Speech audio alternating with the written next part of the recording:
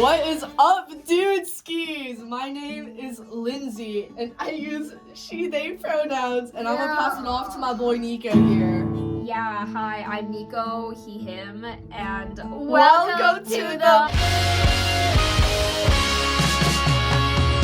About Queer Youth Experiences, aka us. Today we will be having a candid conversation about misconceptions regarding the LGBTQ plus community and hopefully dispel some of the stigma that surrounds it. We are part of IYEL, Inspiring Youth Emerging Leaders, which is a social justice program where we learn about issues within our community and tackle them through events or projects like these. This podcast is a part of our Community Action Passion Project, where we advocate for a problem we care about. This episode will be about unlearning many of the myths people still believe and hopefully uprooting many of the discriminatory beliefs our society has been embedded upon. Would you like to go and introduce yourself? Meow. Okay, I'm Cori, but sometimes I use other names for reasons I won't disclose. And right now my pronouns are he, they, it, or they, spelled with a PH, or any other pronouns you come up with, just off the top of your head, just vibing, just, whatever. And some other stuff about me. I identify as queer and genderqueer and on the aro spectrum, and everything's kind of funky and weird sometimes. Mm-hmm. And I love gay people. That's great. Okay, well, I know you named a lot of your identities already, but for people that might not be familiar with them, would you want to, define it or anything? Well, yeah, personally, growing up, I spent a lot of time trying to define my identities, but I kind of struggled with that for reasons I won't disclose. Yeah, we love privacy. Dissociative amnesia issues, blah, blah, blah, blah, blah. Anyway, so, I kind of struggled to settle on, a concrete identity for a long time, and it caused me a lot of mental ouchie. So I just call myself queer and genderqueer because that is what I am. The attraction I experience in my own gender, it's queer, and what I love is queer, and I don't need to define myself for other people beyond that. That's good. Really awesome. That's very good. Okay, well, I guess we could start off with the first question. What is one misconception about queer individuals that you are tired of hearing? Feel free to think about you it. want to hold the mic too if you want. It feels really professional. Let me see. Any misconception? I don't know.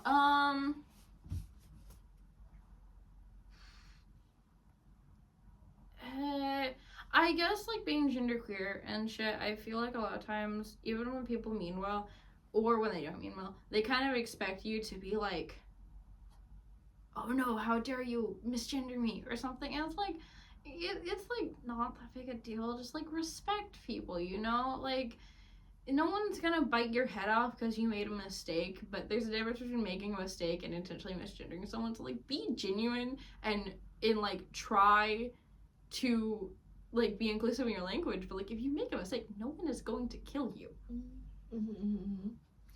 Have you had to confront this sort of problem personally in your life before? Yeah, I've had this conversation with a lot of adults at school, in my personal life, in my family, where they're scared of making any mistake when it comes to this. Even the ones who are really well-meaning, they're so scared to make a mistake that everyone will hate them. And it's yo, everybody makes mistakes. I make mistakes. I have misgendered people before, and all I do is I just correct myself and I move on. And I feel like people make it such a big deal, and it's not.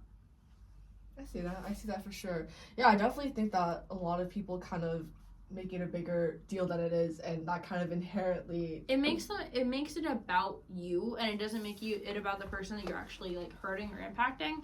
And it's if you're oh, woe is me, I made a mistake, it's it doesn't leave room for growth. And then it puts a lot of pressure on me when you feel bad, and then I have to comfort you because you did something to me. Mm-hmm. Exactly. I think that's an interesting way of looking at it, or I feel a lot of the times people don't understand that that's kind of harmful in a way. So I think it's definitely good that we highlighted that kind of issue. I never even thought about it like that either. I always just thought that they're overcorrecting themselves and they're well-meaning, but I never thought that's kind of I don't know, at least from the way that you said it, kind of gave me, like, it's like a weird special sort of selfishness, if that makes any sense.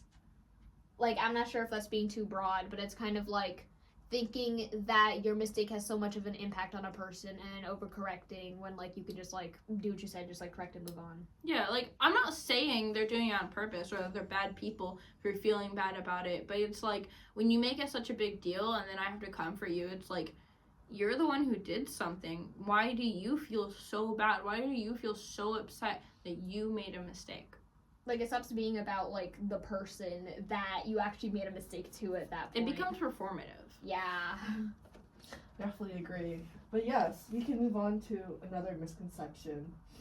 What about the term, it's just a phase? Do you have any feelings about Yes, that? how would you respond to that? Don't like that phrase for two reasons. Because A, it diminishes someone's experience. Like, you don't know if it's a phase. It like, that's really shitty to say to someone. Like, oh, I'm queer, it's just a phase. Like, still, you're dismissing someone's identity. And the other thing is, like, it kind of, like, shows, like, phases aren't bad. It's okay to explore yourself. It's okay to try something out and find out that you're wrong. Like, I went through a lot of phases. I thought I was a lesbian for a while. I thought I was, like, a trans guy for a while. I am trans, but I'm non-binary and I'm genderqueer. And it isn't, like, one or the other. I thought I was bisexual for a while, but I felt that was, like, that label didn't fit me. And those were all phases of my identity that I went through.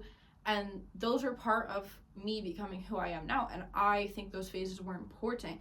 And I don't think that I or anyone else who went through a phase should have their experience diminished because it wasn't their permanent self. I feel like with adults and older people, they also do that too, where it's like, if you are going through phases where you're, like, trying to find your, like, label and it's part of the LGBT community, they think that either you are just, like, going through a phase because you can't, like, make up your mind. And it's, like, really annoying because it's, like, it's not that you can't make up your mind, it's that you're literally figuring yourself out as the process goes along. So the fact that they're expecting you to, like, already have it all figured out, even though you're just a kid, or, like, if you're any age going through it and still trying to figure out your label, I just think it's, like, it's kind of dumb. Because, like, with anything else, it's, like, they're fine with you, like, with anything else, they're fine with you exploring. But then when it comes to specifically, like, queer issues, they're like, no, you're either one or the other. And it's, like, it's dumb. Yeah, I mean, I thought it was interesting how you brought up how phases are kind of in and of itself, like, exploration. Originally, I was kind of thinking, like, oh, the term phase, it kind of, like, treats queerness as something that is out of the normal. So I feel like when we use those types of terms, it's kind of harmful in that way, because if we're trying to get to a point where we're normalizing everyone, because, you know, love is love, I feel like that should be the bare minimum. It's kind of harmful to use diminutive sort of terms like, oh, just being a phase or something. Before we wrap up, what is some advice you would give to queer folk at home who are dealing with these challenges? Or what advice to allies on ways to support better? Advice to other queer people is that, like, again, it's okay to go through phases. Be gentle with yourself, be kind to yourself, advocate for yourself, and, you know, explore yourself, explore your community, and, you know, just enjoy being you. Advice to allies, like, again, if your allyship is performative, it's not true allyship. If you're gonna, like, make it a big deal every time you make a mistake, you need to confront your own fears about being wrong.